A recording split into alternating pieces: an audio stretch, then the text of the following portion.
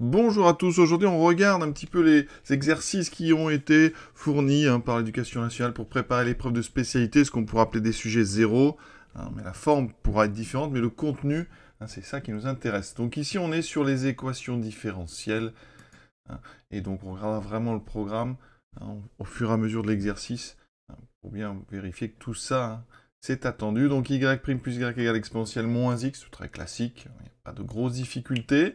La rédaction, par contre, est importante, donc c'est vraiment ça qu'on va travailler.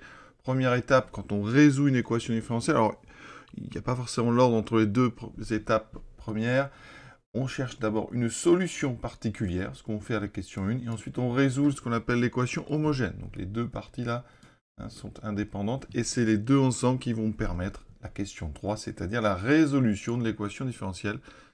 Et on finira en 4 par trouver une solution particulière qui vérifie g de 0 égale 2. Donc voilà, c'est du classique, ça permet comme ça de voir un petit peu le cours sur les équatifs. Dans le programme donc officiel, on a effectivement, pour une équation différentielle, y' égale à y plus f, c'est ce qu'on a, il suffit de la transformer pour arriver à ça, c'est ce qu'on va faire d'ailleurs, et à partir de la donnée d'une solution particulière, oui c'est la première question, déterminer toutes les solutions, et donc ça, c'est l'enchaînement 1, 2, 3. Et après, la question 4 est très simple. Donc, on est parti. Comment résoudre donc cette équation différente? Notre équation, donc, y' plus y égale exponentielle moins x. Il faut bien comprendre, l'inconnu, c'est y, c'est une fonction. D'accord? Donc, on dit que f, donc, défini sur, ici, R est solution sur R, eh bien, si, quand on remplace f' plus f égale exponentielle moins x. Alors, qu'est-ce que ça veut dire? En fait, une notation un peu particulière ici, il faudrait plutôt écrire si, pour tout x, donc dans l'intervalle qu'on a choisi, c'est pour tout x donc réel, et bien quand on remplace f' de x plus f de x vaut exponentielle moins x. D'accord? Donc ici, on va regarder avec u. Donc avec u, donc défini par u de x égale x exponentielle moins x. Qu'est-ce que ça? D'abord, il faut calculer u', parce que, il faut, donc ici, il faut vérifier, c'est ce que vous devez bien comprendre, il faut vérifier que, eh bien, quel que soit x appartenant à R, quand on calcule u' plus u de x, u' de x plus u de x, ça donne exponentielle moins x. D'accord? Donc je vais être amené à calculer u'. Donc ici, on dérive, alors u effectivement est dérivable, il n'y a pas de problème, parce que c'est un produit de deux fonctions de référence. X est dérivable sur R, sans aucun problème. U', c'est une dérivée d'un produit, donc je vais utiliser le fameux dérivé de UV. Donc je dérive d'abord X, donc 1, ensuite je ne touche pas au deuxième, plus X fois la dérivée d'exponentielle X. Alors, exponentielle X, il faut savoir dériver ça, c'est moins exponentielle moins X. Alors, comment on fait ça? Petite explication rapide. Si vous prenez donc v de x égale exponentielle moins x, vous avez devant vous une composée, c'est un exponentielle u. Donc quand on dérive exponentielle u, vous savez que c'est u' e de u. Donc ici, eh bien, vous voyez que le u c'est moins x, enfin u de x c'est moins x. Je dérive moins x, il y a un moins 1 qui va sortir l'exponentielle, lui ne change pas. Donc voilà, ce qui me donne ici, donc exponentielle moins x, moins x exponentielle moins x. Maintenant, donc, ici, on est donc sur R. Donc, pour x appartenant à R, quand je calcule u' de x plus u de x, ça me donne donc exponentielle moins x exponentielle moins x, plus u de x, qui est x exponentielle moins x. On voit bien qu'il y a deux termes qui s'annulent, il me reste effectivement exponentielle moins x. Donc, on a bien pour tout x, u' de x plus u de x égale exponentielle moins x, donc u est ce qu'on appelle une solution de notre équation différentielle E. Donc, pour vérifier que quelque chose est solution d'une équation, de toute façon, vous le savez, il faut aller regarder si votre objet, quand on remplace, eh bien, des deux côtés, vous obtenez la même chose. Donc, il n'y a pas de difficulté majeure, il faut juste savoir dériver U. Donc, maintenant, on passe à la deuxième question, résoudre l'équation différentielle. Donc, une deuxième E', qui s'appelle l'équation homogène. Notre équation maintenant E', donc y' plus y égale 0 sur R. Il faut la résoudre. Alors nous, au programme, il faut des équations différentielles du type y' égale AY. Là, on n'a pas exactement ça. Ça veut dire qu'ici, il faut transformer Et vous avez bien remarqué que y' plus y égale 0, ça équivaut à y' égale moins y. Donc ici, on va dire quoi?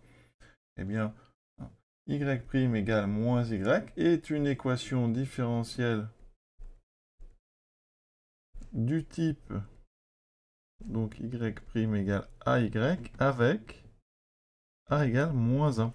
Donc, les solutions de cette équation sont, donc les solutions sur R sont les fonctions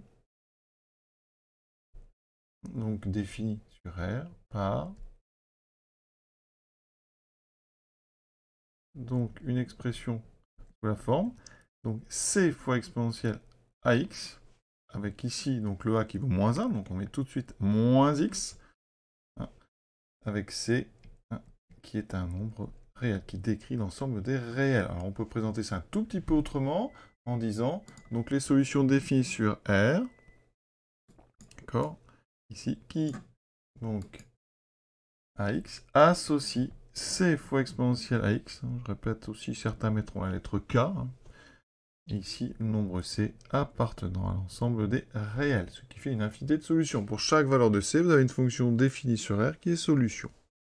On peut écrire donc que les solutions donc, de l'équation E', c'est l'ensemble des fonctions définies sur R, qui a x associe c exponentielle moins x, le nombre c appartenant à R. D'accord? Vraiment, je précise, ici on est sur des fonctions définies sur R. La question 3, alors ça, c'est du par cœur presque, il faut savoir, on sait déjà, ça c'est important, que U est solution de l'équation E. D'accord? Donc ça veut dire que, eh bien, sur R, U' plus U égale exponentielle moins x. D'accord? Sur R. Ça veut dire, sous-entendu, que pour tout x appartenant à R, U' de x plus U de x égale exponentielle moins x. Ça, on va s'en servir, c'est très important. Donc nous, on va partir de F, solution de E.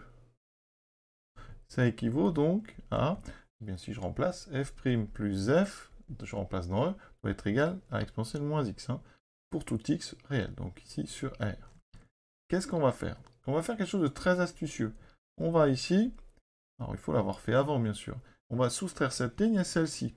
C'est-à-dire qu'ici je vais enlever ce que je sais, U' plus U à gauche, et à droite, j'enlève exponentielle moins x. En fait, j'ai enlevé la même chose, puisque U' plus U, c'est exponentielle moins x. Donc j'ai le droit, ça reste équivalent. Je peux remonter en réajoutant. Et ici, eh bien, il se trouve que on va mettre le F' à côté du U', donc F' moins U', plus F moins U. Et de l'autre côté, ça fera 0. Et toujours ici, sous-entendu, sur R. Et là, on va faire quelque chose. F' moins U', c'est la différence de deux dérivés, donc c'est la dérivée de la différence.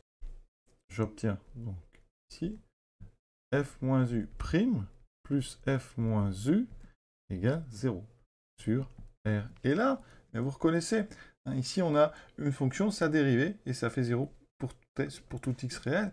Et ça veut dire qu'ici, en fait, eh bien, f moins u est solution de l'équation, non pas E, mais E' qu'on vient de résoudre.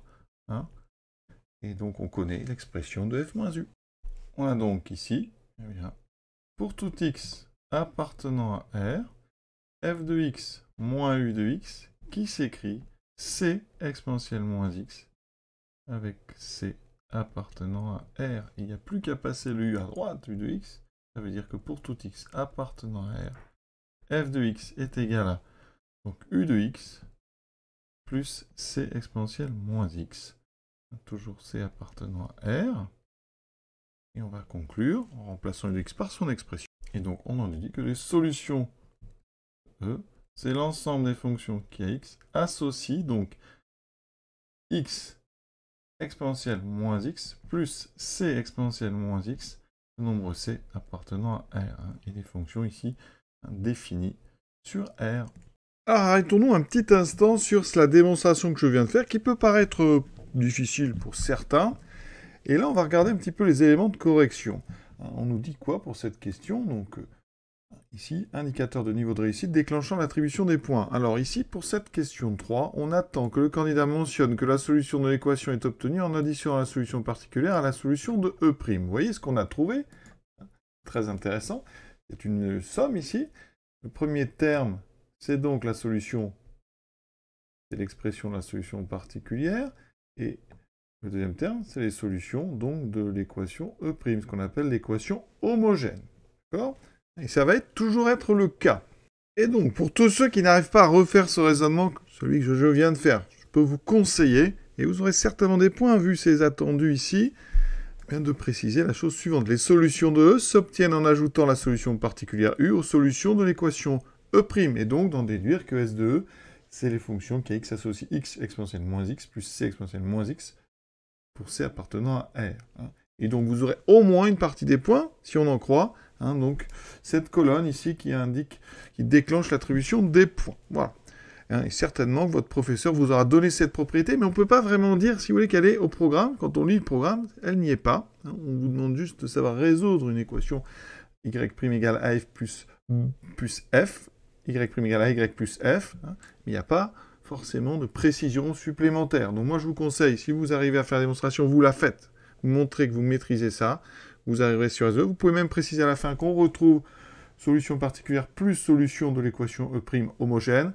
Et si vous n'arrivez vraiment pas, eh bien vous apprenez ici donc la phrase, les solutions de E s'obtiennent en ajoutant la solution particulière aux solutions de l'équation E', et vous aurez certainement la plupart des points, je ne sais pas, voilà. Il n'y a pas de précision supplémentaire, si vous avez peut-être même tous les points, si vous faites ça bien. En tout cas, parlez-en à votre prof si vous avez la moindre question là-dessus. Voilà, donc on continue. Il nous reste maintenant la dernière question.